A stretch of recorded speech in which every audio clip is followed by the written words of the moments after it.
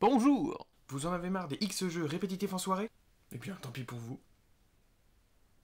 Mais non, bien évidemment, votre Maxou est là pour vous. Je vais vous expliquer les règles d'un jeu d'alcool que j'ai inventé. Bon, pour ceux qui n'aiment pas le spiritueux, vous pouvez remplacer par des bonbons. Comme ça, tout le monde est content. Bref, pour pouvoir jouer, il vous faut 3 choses. Un jeu de Uno, ou Uno pour les... une table et des amis.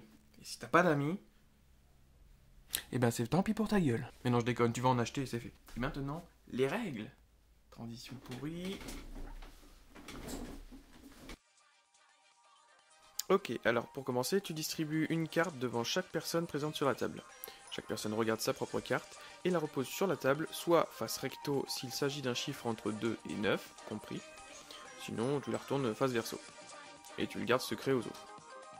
Une fois que c'est fait, nous allons retourner les cartes face cachée qu'on dit mystère ou action immédiate, dans le sens des aiguilles d'une montre, en partant de la personne qui a distribué. Donc là, on va dire que c'est le 7.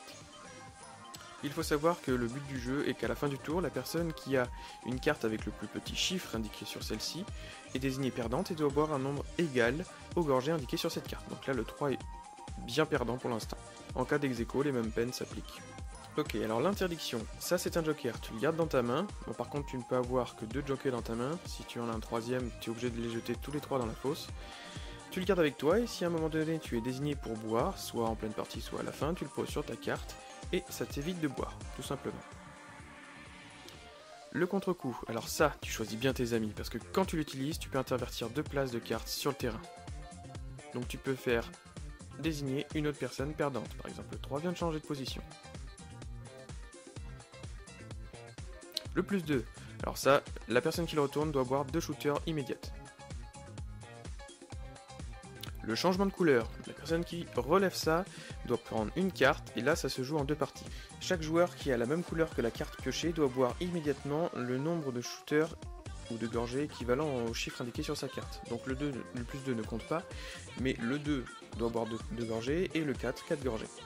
Et le 2 devient sa nouvelle carte. Et on peut voir que le 2 est la valeur la plus faible sur le terrain, donc il est immédiatement désigné comme le perdant pour l'instant. Et le 3 est sauf.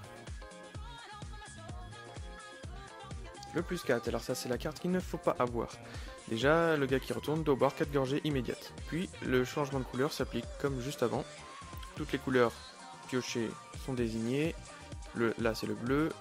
Le mec doit boire 7 gorgées et un autre doit 3 gorgées. Donc là, le plus 4, il doit boire 4 gorgées plus 7 gorgées. Il faut vraiment pas l'avoir celle-là. Et le 7 devient sa nouvelle carte. Dernière carte, le 0. Alors le 0 c'est comme le 1. Si vous l'avez, en fait, tu dois intervertir chaque carte sur le plateau dans le sens des aiguilles d'une montre de une place. Donc vous passez votre carte au voisin de gauche.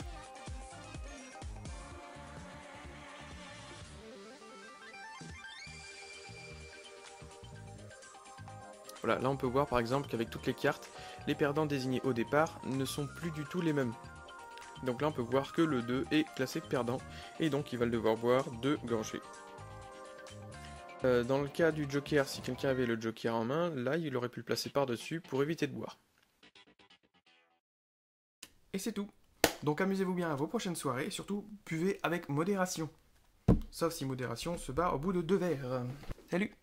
Tu as aimé ce jeu? Bah pourquoi tu t'abonnes pas? Regarde, clique sur le front là dégarni là. Là, clique, clique, clique.